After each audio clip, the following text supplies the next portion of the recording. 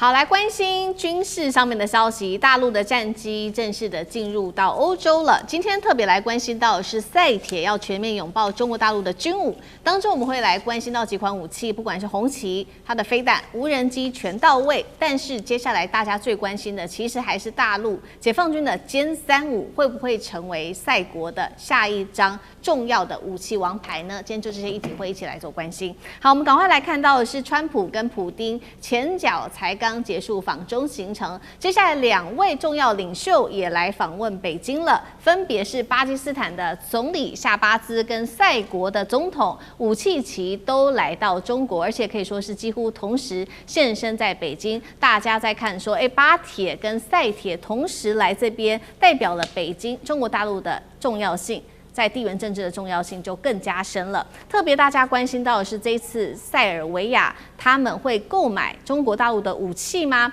因為呢，其實塞爾維亞這一系列早就已經購買過中國大陸的各式武器裝備了，包括我們來看一下細節，像是這個 FK3中遠程的這種防空系統，還有紅旗17，甚至是作戰無人機。那麼今天我們會特別來關注的這一款是它的超高音速空對地的飛彈，這個是 CN400AKG。現在說呢，賽國有沒有可能去買大陸的殲35這個出口型的殲35，才可以把這一款超音速的飛彈放在殲35上面使用呢？尤其現在賽國面對到的一個問題，就是他先前跟法國買他的陣風的戰機，但是法國一定不會允許說，戰機上面放着中國大陸的飛彈。所以呢，現在看起來說，賽國有沒有可能下一個目標就是購買大陸的殲35，這個成為這一次的焦點話題之一。那麼這一款超音速飛彈，剛剛特別提到 CN400AKG 有可能選哪一款戰機來做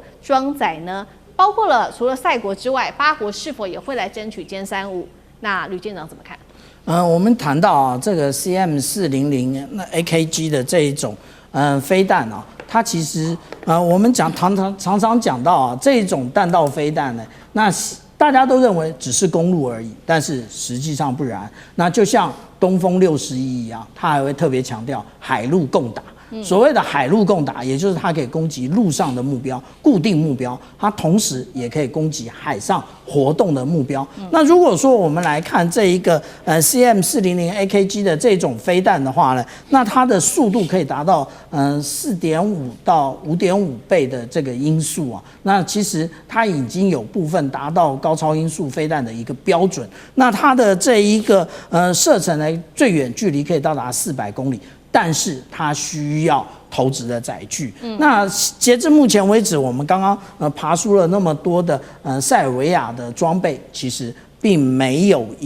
一架飛機可以攜帶。那我們來看這一枚飛彈，就是長成這個樣子啊。但是後来我們可以在後面看到的，這是梟龍戰機，這是巴鐵兄弟的戰機。那我們想一想，這個塞爾維亞可能回去買梟龍17那個梟龍戰機嗎？不可能，他只會往更先進的買。還記得我們前段時間是不是看到了編號0001的殲35呢？對，那也就是他沒有那個央視並沒有告訴大家，要是賣的是巴鐵還是賽鐵啊？那有沒有可能是賽鐵？賣了賽鐵之後，連同我們剛剛講到的 CM400AKG 也一樣可以攜帶。那這個也就是我們看到說，有關於這麼多的裝備啊，那通通都一起裝備之後，就開始有了這一個體系化作戰的這個能力啊。那至於說我們剛剛講到說，法國的這個陣風戰機會不會搭載這個中國大陸的 CM400AKG 的這種飛彈？一定不可能。為什麼？因為他們的這一種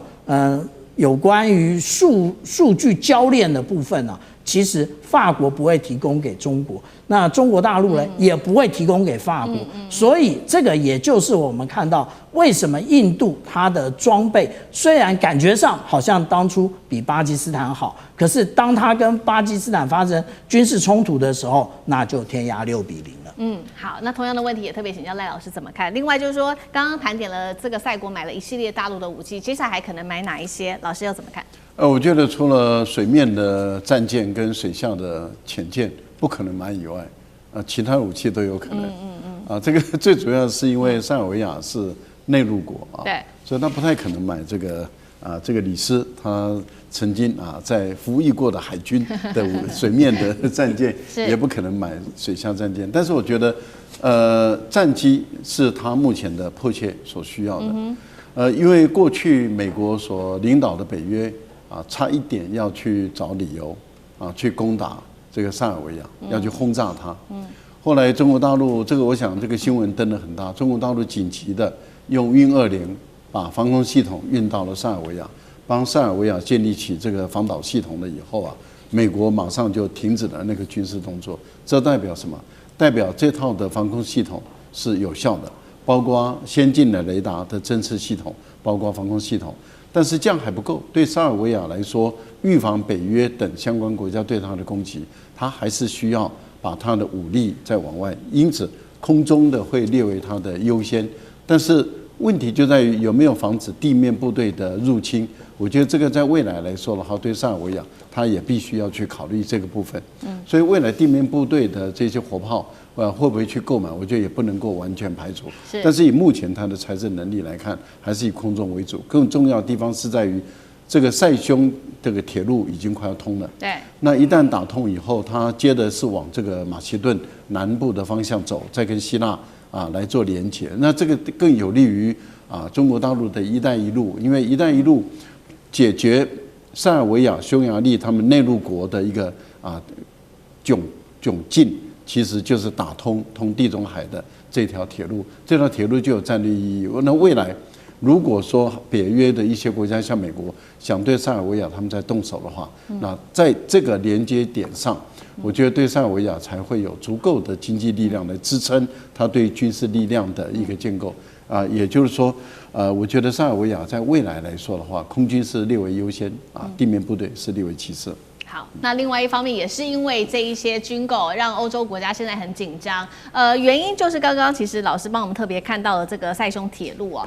很快的就會讓中國大陸可以打通巴爾幹到中歐地區去，成為進入到歐洲的一個重要的一個樞紐，再加上中國在這個塞國投資的金額70億歐元，恐怕也都讓歐洲供應鏈相當的緊張，因為歐洲其實塞國跟歐洲的供應鏈也有很深的一個關係，雖然它不是歐盟的成員。那另外一方面，我們來看到最新是來自於這個彭博社的披露，說武契奇呢這一次的行程預計還會簽署包括了數十項的這種合作協議，這些都跟經濟有關的，包括在 AI、在晶片、在機器人製造智慧等等。導入一整套的中國技術跟產業的解決方案。再來，武契奇他還不斷的強調跟中國關係很好，還開玩笑說自己的名字叫武契奇像是577，中國人民很容易記住我。楊老師怎麼看？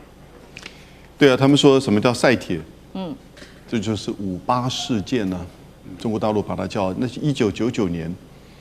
在就是南斯拉夫，中國駐南斯拉夫大使館被歐盟被美國的，就是轟炸。但這個事件的背景，當然就是整個90年代南斯拉夫的3個國家尋求獨立，然後呢各自領土征戰。那個時候克林頓有一點想要置身事外好多年，後來就是在國內的壓力之下，他介入，然後呢就後來採取用北約的方式去轟炸，就是轟炸南斯拉夫，就現在的塞爾維亞。而在1999年5月7號當地時間的晚上，就轟炸了中國大陸在那邊的大使館。那為什麼轟炸？美國說是搞錯了，但你會相信美國搞錯嗎？所以這裡面就從這裡延伸出來，中國大陸跟塞爾維亞之間的這種關係他就把它叫塞鐵。因為塞爾維亞當時最主要是因為跟科索沃之間的這個戰爭，那美國要去保科索沃才會發生這個問題。所以一直以來，中塞之間的軍事關係非常的密切。不過剛才有提到，就是那個 CM400，它這個空對地的飛彈，它其實是可以，中國大陸已經發展出一套平板系統，把它掛在那個14架塞爾維亞擁有的米格29的這個飛機上面。因為它沒有辦法整合進去，它就用外掛，用一個平板，你直接控制這個平板。那但是法國不太願意用這種方式來去影響到它的這個系統。